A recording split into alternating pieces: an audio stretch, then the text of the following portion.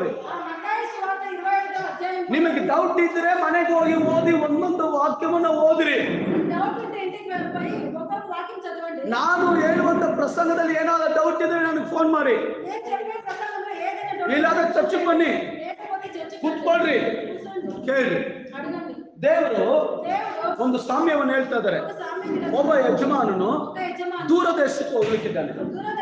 ಆ ದೂರದೇಶಕ್ಕೆ ಹೋಗುವ ಯಜಮಾನನು 3 ವ್ಯಕ್ತಿಗಳನ್ನ ಕರೀತಾ ಇದ್ದಾನೆ. ಒಬ್ಬನಿಗೆ 5 ತಾಲಂತು, ಒಬ್ಬನಿಗೆ 2 ತಾಲಂತು, ಒಬ್ಬನಿಗೆ 1 ತಾಲಂತು. ಈ 3 ಕೊಟ್ಟು ಕಳಿಸಿದ್ದಾನೆ.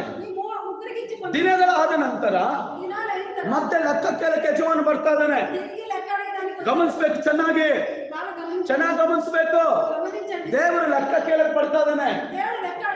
ಒಬ್ಬ ಬಂದು ಹೇಳ್ತಾ ಇದ್ದಾನೆ, ಸ್ವಾಮಿ ನೀ ನನಗೆ 5 ತಾಲಂತು